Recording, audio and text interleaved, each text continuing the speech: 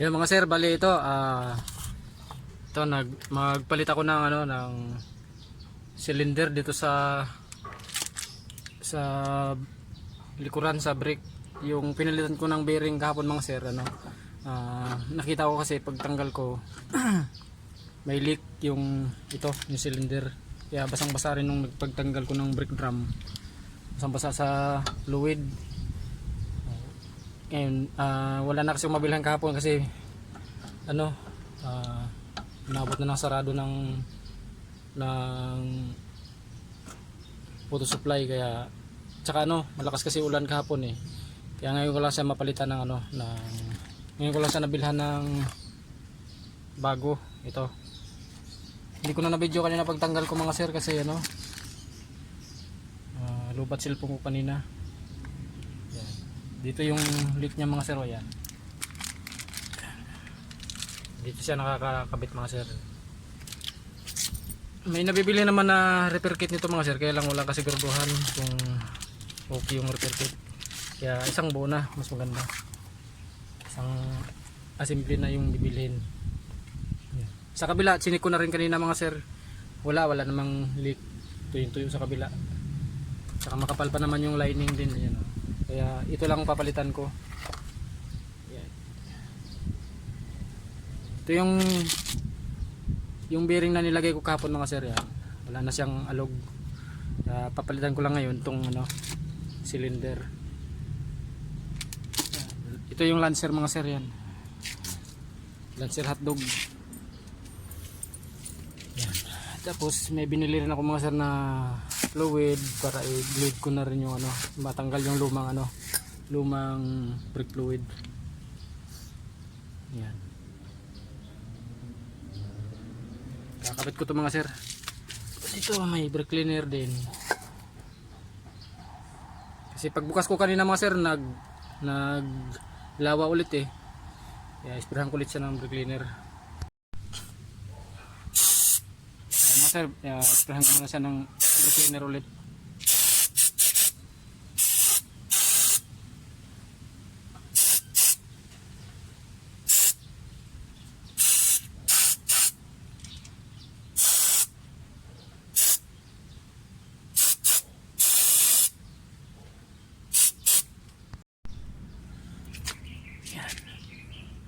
Sprayan ko na mga sir ng brake cleaner. Lagyan din na ng grasa dito mga sir, yan.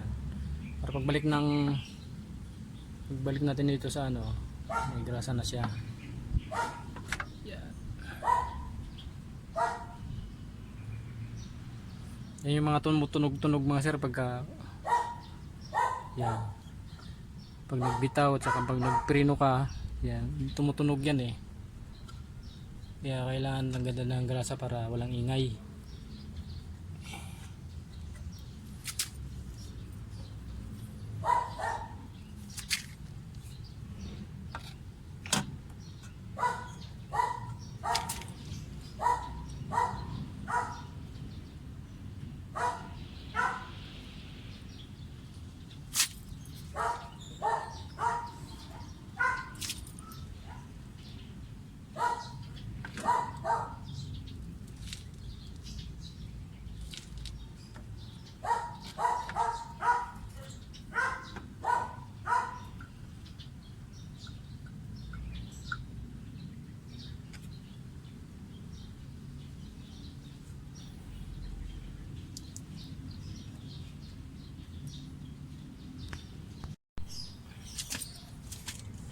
Ilagay natin itong mga sir, itong cylinder.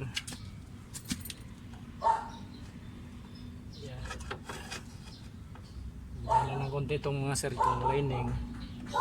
Sasalpak mo siya doon. Yan.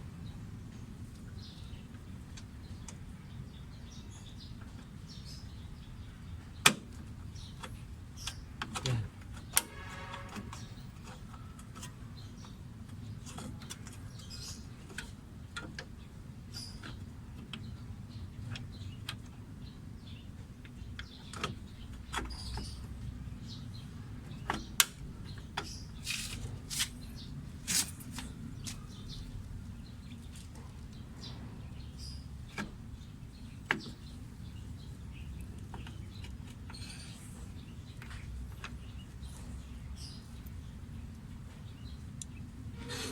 Tapos may dalawang nut yan din sa likod mga sir, dalawang tornilyo. Tapos yung fittings nandito sa likod din.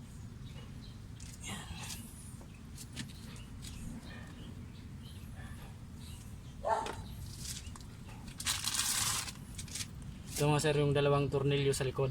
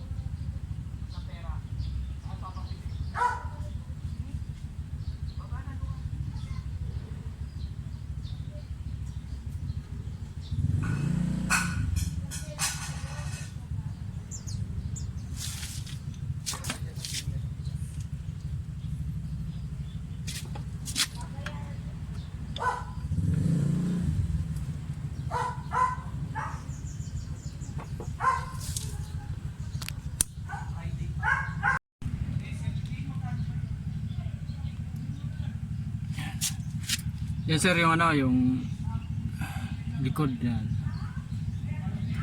Gis na box rinse mga sir ang ano kailangan. Ito yung fittings.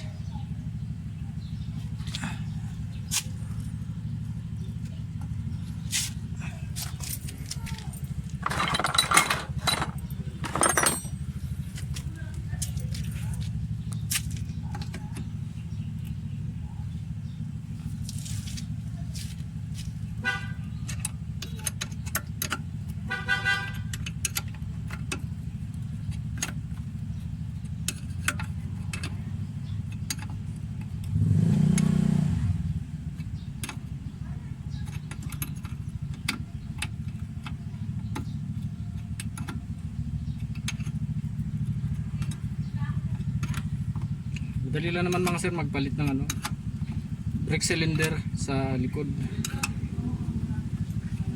Kailangan mo lang i-bleed pagkatapos.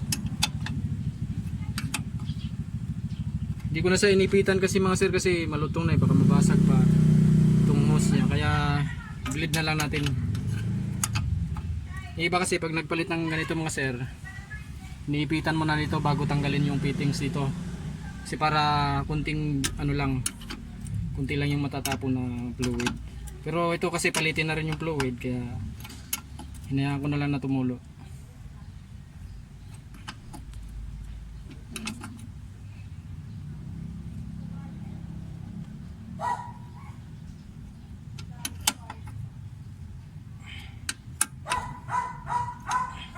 Yan. Higpitan ko na yung dalawang tornilyo mga sir. Ito na lang fittings. Higpitan ko. Yan, ayos na mga sir, na fix na yung ano. Yan, nahigpitan ko na yung ano, yung dalawang tornilyo tapos yung fittings. Yan. Ito i-assemble ko na lang na ayos to. Yan.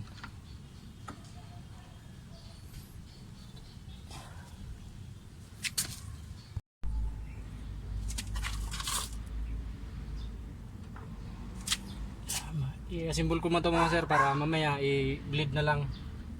Kasi kailangan ko rin ng tulong ng anak ko para siya yung mag-apak doon sa preno para ma-bleed ko tong ano.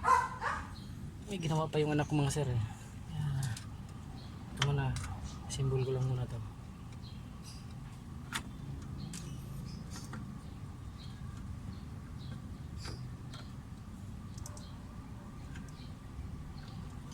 Busy pa yung anak ko, kasi nag-drawing.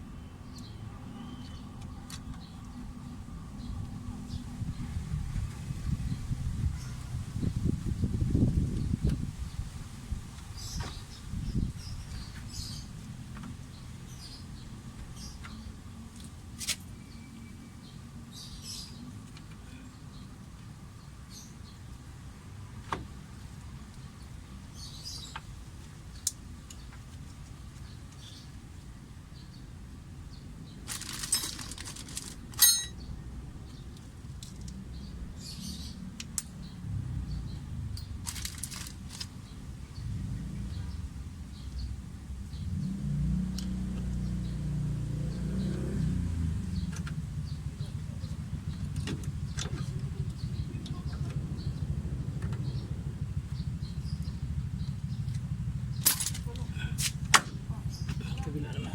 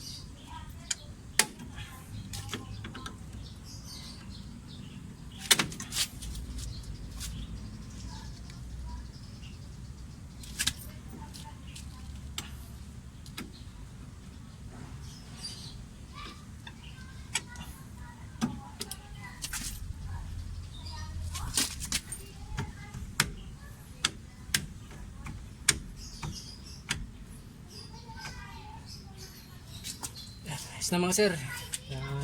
Symbol ko na. Mamaya i-bleed na lang ito namin ng anak ko.